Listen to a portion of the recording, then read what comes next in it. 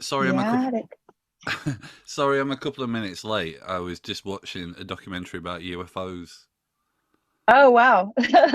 It's all good. I have until the half hour. Is that okay? Yeah, sounds good. Cool. You being in your car, quite often on Twitter, I'll see people like recording angry monologues in their car. That seems to have become a bit of a trope. Is there anything is there anything you're angry about and want to get off your chest? Not today, actually. I'm in my car because I am on set actually shooting a music video today. So I actually just stepped into my car to do this quick little hour of interviews, and then I gotta go right back in there and get back to work. Right, right. No, I got you. Fair enough. Well, as long as you're not driving while we talk, I think that it could be a I might take a spin. I haven't decided yet. I'm just right, kidding. right. Yeah, no, it could be a distraction. Yeah, the UFO thing. Do you believe in UFOs? I mean, how could you not? The universe is vast. There must be something else out there. This is sort of my clumsy segue into you playing with Demi Lovato because she's big on UFOs, right? She is, yes. Yeah, yeah. See what I did there? That was professional of you. Very clever. I have been excited about speaking to you because your UK PR, Kirsten, who I've known for years, and I think he's like one of the best people I know in music. She I messaged me love the her. other day. I think she was sat in on some of your interviews, and she messaged me and she said, "Oh, you're gonna love talking to Nita," and that's Uh, quite a strange. It's quite a strange thing for her to do. It's almost like I was intrigued. I was like, "Oh, why am I going to enjoy talking you're to like, Nita?" why? It's quite a lot of pressure, right? I mean, I guess it's a lot of pressure on me to be interesting. You're back playing with Alice, right? Yes. How is that? Well, it hasn't started yet, so far so good. I start rehearsal with him next week. Oh, okay, cool. Is it, so? Yeah. I guess one of the things I always kind of find interesting about because you were in that Netflix documentary, weren't you? That was almost about like hired guns, for want of a better term. Yes. Yes. One of the things I always find interesting about people who have those roles within music is how do you kind of like establish boundaries? You know, it's almost like you're there to do a job, which is to kind of shred on top of his songs. Like, how how does he establish the boundaries of, well, this is my band and I'm the boss, and how do you kind of fit in within that? Well, there's not even really a conversation about that, right? It is his band. He is the boss, Yeah, so there's no conversation to be had. There's no puffing of the chest to me like, I certainly wouldn't, and maybe this is why I work a lot, I certainly wouldn't go into a gig and say, well, if you ask me, this is how I think we should play Schools Out or Billion Dollar Babies or 18. Like, we as, the long-standing Alice Cooper band of myself, Tommy Hendrickson, Ryan Roxy, Chuck Garrick, Glenn Sobel, like we go there to execute an Alice Cooper show to Alice Cooper's vision. And his manager Shep Gordon and Bob Ezrin, who's been producing Alice's music forever, since literally forever. yeah, Um, so we definitely don't go in there, puffing out our chests and trying to call the shots. Like we understand the role that we play, and that is to execute an incredible Alice Cooper show. And that's what we do. There's no real boundary to establish. We know the deal. yeah, yeah. No, I get that. I guess there's I guess almost kind of what I'm trying to say is I sort of feel like in any kind of like creative space. So almost what you're saying is it's almost like an unspoken respect. Yeah, and also, when you're being hired to do a job, like let's say you're hired to work at a restaurant. You're hired to work at an Italian restaurant, and the chef is a famous Italian chef. You're not going to go in there and say, "Hey, you know what I think we should do? I think we should make some tacos."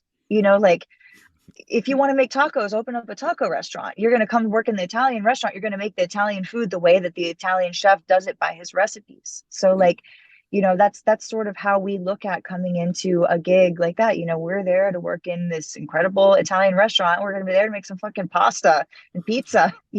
Like we're not Right. going to come in and try to add sushi to the menu.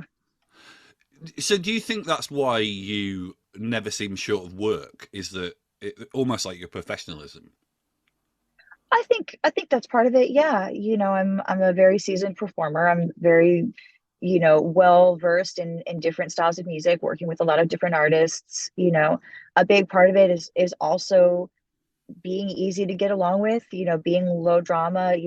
I am just used to working with a lot of different people. So I think that probably also helps in staying busy.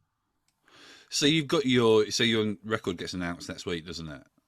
Yes, yes.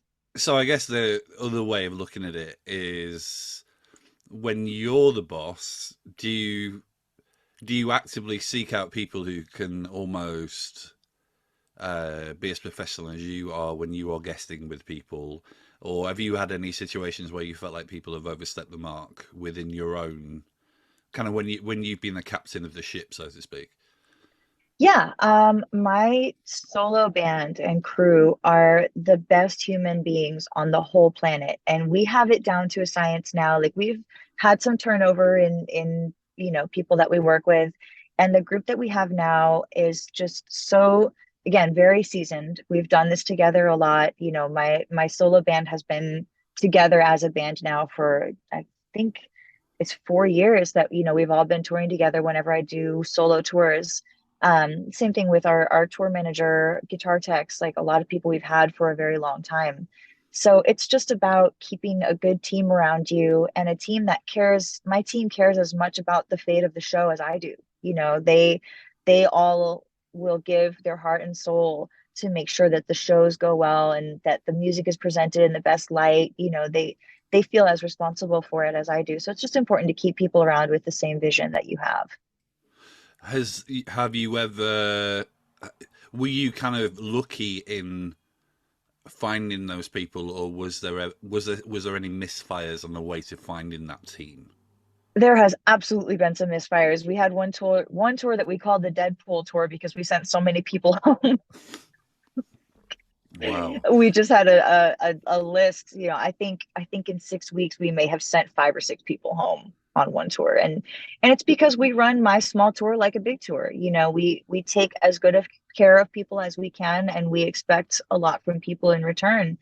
And it's a family out there. At the end of the day, like there are some tours where the principal artist will get food after the show and the crew doesn't, and that's not how we do things on my solo tour. Like if I eat, everybody eats. If everybody's hungry, I'm hungry. If we are loading the trailer together, I'm in the trailer pulling lights out, pulling cables, winding cables, doing rolling cases, whatever we need. Like it's all for one and one for all. And I think if you can set that example as a leader, my boyfriend Josh and I sort of run this show together, and if we set that example as leaders, I think it makes it easier for people to work with us because they say, we're not sitting in the bus watching people push our stuff. We're in there with everybody making it happen. And I think that's what you got to do. Hmm. That's very admirable. When people are being sent home, do you deliver the verdict yourself? Generally, yeah, How generally so. how do you do that? It depends on the situation. Is it like because you've got like an association with wrestling? Is it a little bit Vince McMahon? You're fired, Like or fire, kiss my ass. yeah, don't. No, no, it's honestly, it's been a really long time because we've had our group together for a really, really long time. The only turnover anytime recently has been if somebody wasn't available. That's the only reason I've gotten somebody new. So I'm trying to think what the last person that I personally sent home was actually a tour manager who was also doing sound, also doing front of house sound. And he just had a moment of grave, grave unprofessionalism, and he had come very highly recommended. So like, and it's funny because he's much older than me, and we sat down in the back of the tour bus and I expressed my disappointment. Like I felt like a parent scolding a child. I said, I am so disappointed that you would treat my tour like this because you came so highly recommended from people that I trust, that I care about, and that you would pull this shit on me. That like I'm just deeply disappointed. I cannot trust you because the tour manager runs the show. You know, the tour manager is responsible for getting us from point A to point B. And to have a tour manager that's also doing sound, I mean, they're literally doing everything to make the show happen besides actually playing the instruments. So I said, I don't feel that I can trust you with my tour anymore. I will give you the choice that I'll get you a hotel here and you can fly home from here in the morning, or you can ride the bus with us and I'll fly you home from Seattle tomorrow. But I don't want you on the tour after that. And he said, I'll fly home from Seattle in the morning. And he was really apologetic. And he said, I'll cover my flight. I know that I was wrong and I will pay for my flight home. And I was going to pay for it. You know, I can't put somebody out of their own pocket if I'm going to fire them. So like I was already prepared to buy the plane ticket. And he said, no, I will pay for the plane ticket. It's no problem, you know. And then the following day, he wound up taking cash from me to pay for the plane ticket, and he left us stranded, didn't leave his show files, didn't leave anything. So unprofessional all the way. Good riddance to bad rubbish. The guy I have now has been with me literally since that day, has done every single one of my solo shows since that very day, and wouldn't trade him for the world. I think there's a phrase, I'm going to fumble this. I'm one of these people that gets cliches wrong. You know, like... So I was going to say something like, "Oh, you can't make an omelet without breaking a few eggs," but I'm not even That sure. is it. Yes, Is that's that what the it one. is? Yeah. Yes, that's what it is. I am a cliche fiend. Like I love a good phrase. I work them in a lot. I don't know why. It's just something. I don't know. I like it. So yeah, a rolling stone gathers no moss. You Yeah, know, you can't whatever. You know. can't So argue yes, with you can't the break an logic omelet of without it. making it. Yes, Yeah, exactly. yeah. You know You're which a one I don't like? I don't like you can't have your cake and eat it too. Like I don't like that one. That one it has never made sense to me. Like why would you hold on to a cake and not eat it? Yeah. This is on my mind a bit actually because I'm writing a book at the moment and it's about Mhm. OCD. I have OCD, and I was critiquing the phrase, um, like what you don't know can't hurt you, and I was like, Uh-huh. that is literally the essence Literally what can of hurt you? like as in it's literally the essence of OCD, as in like what Mhm. you don't know is what you worry about, if that makes sense. But Yeah. It makes perfect sense. And also, like, imagine if you are, I am in a strange city 80% of the year. I'm in a city that I don't live in. Imagine if I didn't know it wasn't a safe neighborhood. No one told me, hey, don't go, walk to the drugstore at exactly, night. Like, you got to know what you don't know won't hurt you. So maybe I walk to CVS in the middle of, downtown. I live in LA. Maybe I walk to CVS in the middle of downtown LA and get mugged, yeah, because I didn't know. So I don't like that one either. yeah, no, totally. Let's wipe that one from the record. You're a Rams fan, right? Yes. You seem a little bit of a Rams obsessive. Well, it's easy to be obsessed with a team when they are your hometown team and you happen to work for them and play and perform at every home game. So it probably comes across as obsessive when it's more of like a great gig that I love. So last time I was in LA, went to see I went to see LA Galaxy. I'm a big soccer fan. Hmm. So I went to see LA Galaxy, but just before I'd been to the match, I'd been to the Natural History Museum, which is next to the Rams Stadium, right? Hmm. Is it And next to the Rams Stadium? I think so, yeah. Like there's like skeletons of dinosaurs outside of it, and Yeah. there was like an exhibition match. Like it wasn't during the NFL season, but Hmm. it's just it's just wild. Like it wasn't like a competitive game, but obviously there was. Do you call it like tailgating? Is that what it's called? Tailgating, yes. Hmm. I mean, that's amazing. That should be introduced You to guys all. don't do that? No, no, no, What?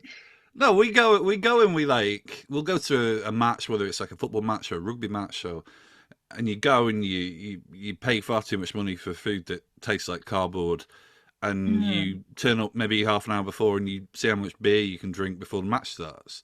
But Right. like, Yeah. No, the tailgate is the vibe. I actually have been to an NFL game in London before, and what a mess that was.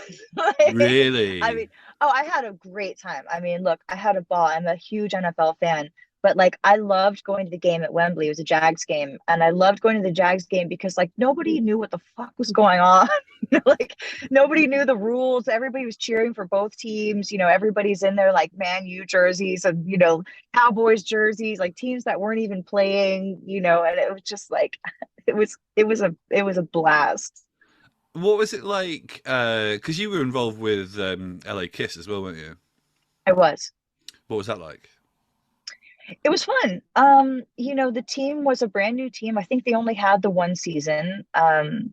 It was very highly publicized because they had the TV series going on around it at the time. So it was a big production. We had pyro, we had girls dancing in cages, we had lights, we had bands performing every halftime. We had Steel Panther, my first game there. So it was much more of an entertainment production than the Rams games, which is a football game that also happens to have a top-notch entertainment team here and there, performing between, a timeouts or halftime and whatever else. Right, right. Did you ever cross paths with Doc McGee? A few times, yes, in passing. What was that like? He's lovely. The whole KISS organization. I worked with Gene and Paul more directly when I was working with Ellie Kiss. Everybody, and then like we've been to the show a few times. We've been on festivals with KISS before, and they're an example of an organization that has been doing it so long and so well and at such a high level that they just have it down. Like from the running of the show, how smoothly everything goes, how smoothly their guest experiences. When you go to a KISS show as a guest of the band, it's so comfortable and so easy. It's just well set up, and they've got it figured out. So it's a pleasure to be around them and see how they do things and learn a little bit. Do you think the fact that you are complimentary about everyone is testament to your professionalism?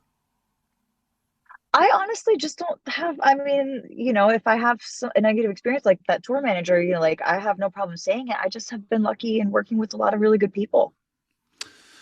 Are you? I read today that you are. You say you're descended from Johann Strauss. Is that true? You know what? Who even knows what's true anymore? This is something that, Right. It's you know, 2023. Yeah. 2023, the earth is flat. Who knows? Like watch that documentary next. I don't think the earth is flat, by the way. But Yeah. so I recently I did watch. actually I did watch a had, documentary about that last week. So you'd get along with my boyfriend. He watches all this too. I had a researcher contact me a couple years ago and say that actually my family's claim to the Strauss name is illegitimate, and perhaps there was a mistress or something, that we are not legitimate descendants of the composer Johann. So I don't want that guy coming for me any further. So I will just say, if you look at the photos of Johann Strauss and my dad or myself, it's fun to look at it and see the family resemblance. Whether there's an illegitimacy to the name or not, I don't even want to get into anymore. But it was definitely fun growing up in such a musical household, regardless of the ancestry. My dad is a professional touring musician.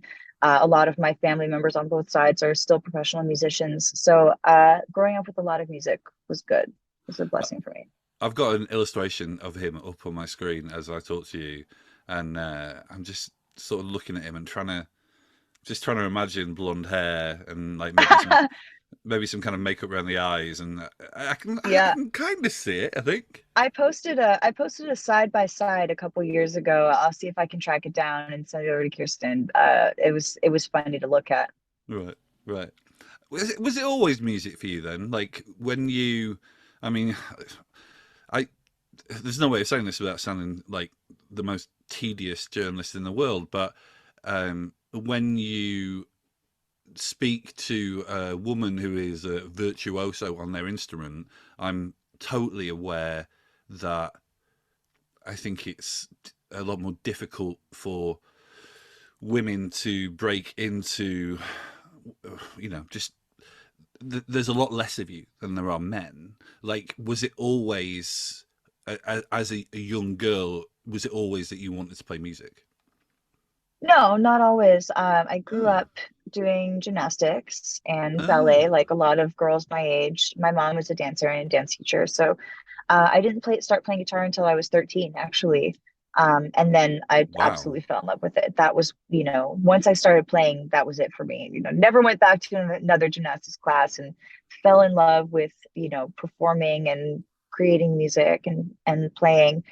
And then as far as, the female male thing, I think it's not exclusive to music where that happens. I Yeah, think it's, there could be I use this analogy a lot, but there could be the greatest female heart surgeon in the world, and there would still be a dude somewhere that says, I don't want a girl operating on my heart, like yeah, yeah, it's yeah. it's just kind of part of it, so you can be angry about it, or you can, affect change from within. And I think as long as that heart surgeon has a good success rate, and as long as, the women guitar players keep going out there and delivering solid shows like we do, I think that's the best way that you can affect change. I went to see I went to see the England women's soccer team last night, and they're really good. They won the Euros the other year, so Amazing. there's a lot of buzz about them. And there were all these little girls with like handwritten placards that said, "Thank you for inspiring my generation." And I was like, Beautiful. "Oh, it was amazing." Yeah, it was. Beautiful. I can be a bit of a cynic, but I was like, "No, this is what it's all about." It was. Incredible. LA has one now. LA has a female soccer team called Angel City, and Matt Stafford from the Rams and his wife are involved in the team, and it's great. It's wonderful to see. Kelly Stafford is always posting pictures of their girls, wearing the team jerseys, supporting. So it's wonderful to see it happening. In golf, in NASCAR racing, in music, in sports, women just excelling in all fields. Yeah, here's to that. Are you what a, this is a bit of an open-ended question. What about guitar players do you not like in other players? If that makes Hmm. sense. What do I not like in other guitar players? Um, Uh, I'm trying to think really. I like, I enjoy seeing guitar players that look like they're enjoying what they do. Like if you are to ever ask me about my heroes, like I love guitar players like Steve Vai or someone like Jason Becker, who, when you see videos of them play or you go see them in person, there's just this joy and this confidence that exudes from them in their playing. And you leave thinking like, oh, that looked like fun. I want to go do that. Like I want to go home and practice, and like I want to go do that. And then there are other guitar players that just don't look like they want to be there. They look at their shoes, or they're not interacting with the audience, and like their playing can be very technical sound. But like I don't leave that show inspired. I don't leave that show, I want to leave a show feeling like I had fun and like they had fun. If they had fun, I'm gonna have more fun. The vibe is contagious. So I think that's a bit of a pet peeve of mine in other guitar players, if they're, just focused on their own introspective experience of the show, and not like they're having fun. yes, I agree with you 100%. I was just thinking about all of the sort of pasty-faced English indie bands that look at their shoes when they're playing the guitar, their shoegazers Yeah, and stuff. Yeah. shoegazer, exactly. Well, speaking of great, UK bands, I saw Muse last night, and Ah. talk about a spectacle of a show. I mean, like just insane production, incredible performances by the guys. Matt Bellamy was absolutely on fire. So that was a very inspiring show to go to.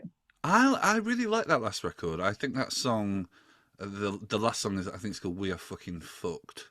Like I love that tune. I just kind of wanted them to. It's really weird. Like for most of their career, I've almost been like, I wish they were a little bit less conspiracy theorist. And actually, Mm. in 2023, I almost wish they were more. Like it was almost like they were They were pulling back slightly. Listen, I think Mm, you've got to go in and finish shooting your video, and I do, yes. I need to find out if UFOs are real. So, but I will tell Kirsten this certainly, for me at least, lived up to expectations. So thank you so much I'm for your so time, glad. Nita. Thank you very much for having me on. Have a good day. See you. You Bye. too. Bye. Bye. Bye. Bye bye.